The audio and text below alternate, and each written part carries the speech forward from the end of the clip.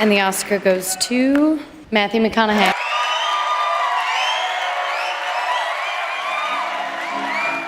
Dissect your successes and the reciprocity of gratitude.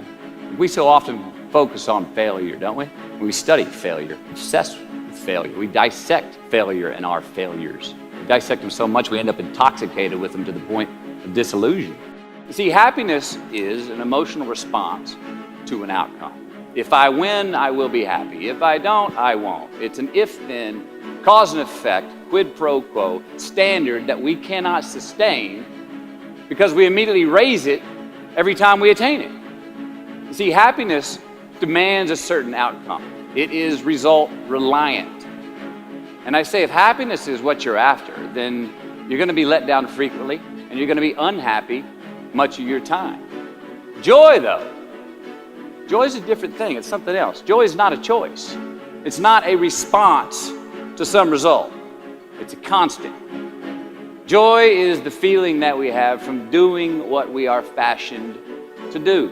Life is not easy. It is not. Don't try to make it that way. Life's not fair. It never was. It isn't now, and it won't ever be. Do not fall into the trap, the entitlement trap, of feeling like you're a victim. You are not.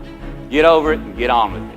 And yes, most things are more rewarding when you break a sweat to get them. So be brave, have courage, and when you do, you get stronger, you get more aware, you get more respectful of yourself and that which you fear. My hero, that's who I chase. Now, when I was 15 years old, I had a very important person in my life come to me and say, who's your hero? And I said, I don't know, I got to think about that. Give me a couple of weeks. I come back 2 weeks later, this person comes up and says, who's your hero?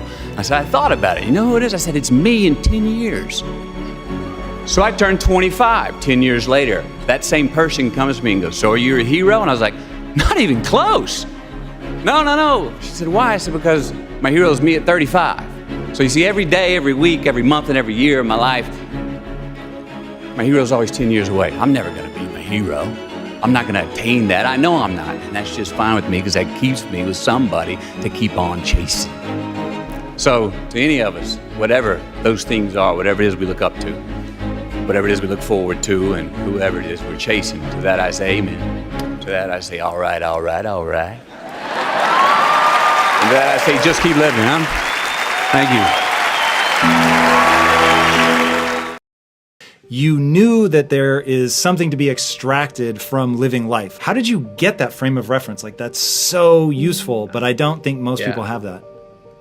Man, I don't know exactly where I got it. I mean, I would say, again, to call back that Australian year where I did not have a choice, where I was forced into that situation and saw the green light assets from being alone and quite lonely.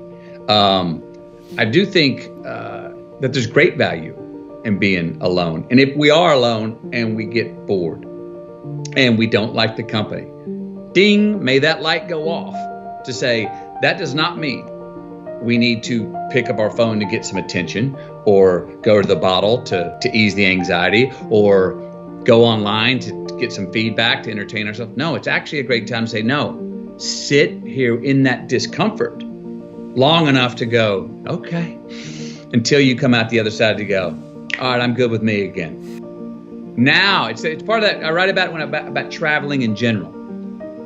Ideally, you don't go to a place, I always say this, I don't want to leave a place I travel to until I get to the point of going, I could live here.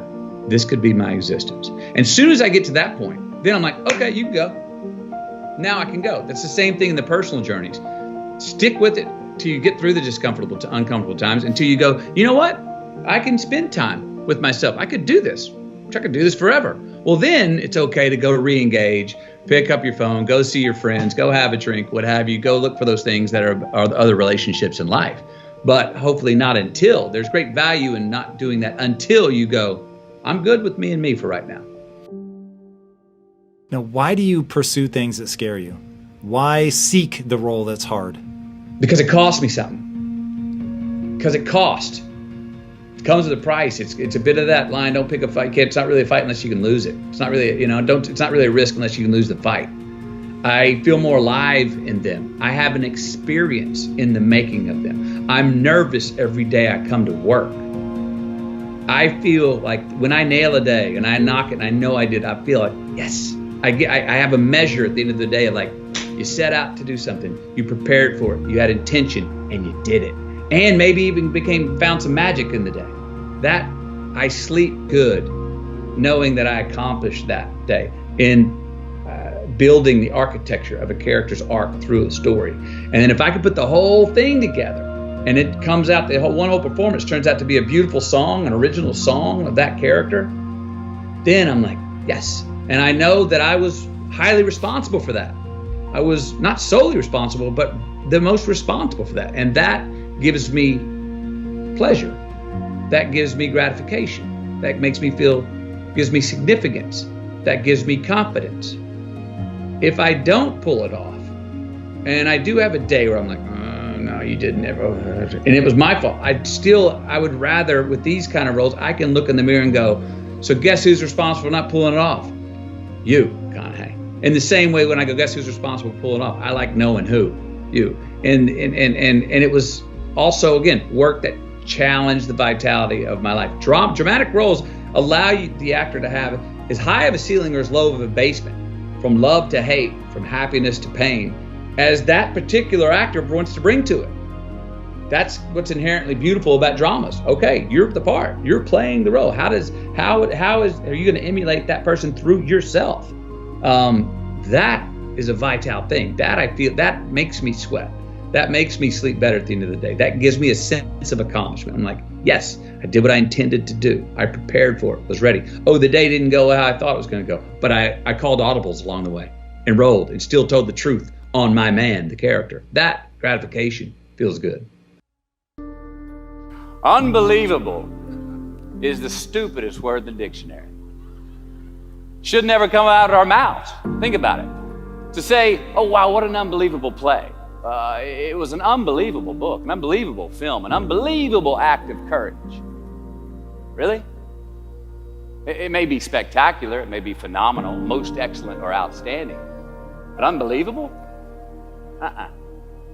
Give others and yourself more credit. It just happened. You witnessed it. You just did it. Believe it.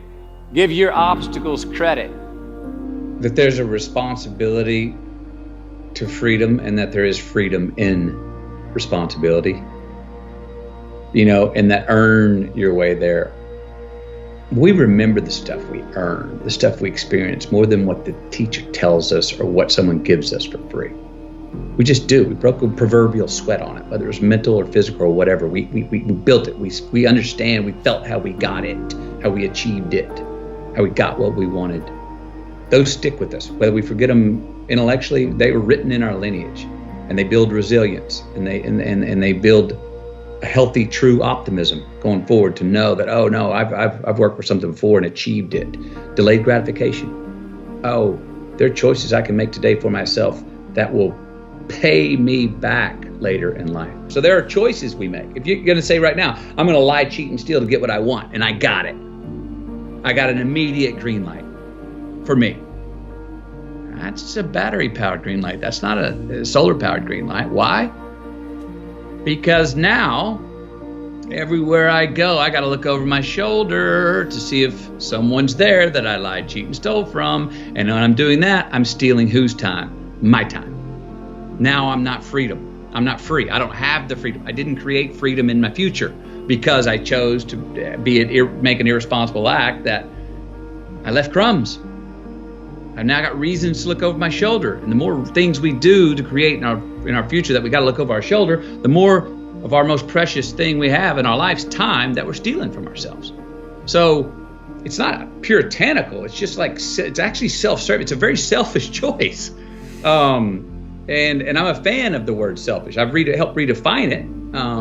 But I believe that there are selfish choices we can make that are the most selfless, that there are selfless choices that we can make that are the most selfish choices. Those two are not a contradiction, and we see them that way. Responsibility is appreciation of a past. It's building of a lineage. It's investing in ourselves. It's investing in something we started to build yesterday that we want to take into tomorrow. There's a response that gives us freedom.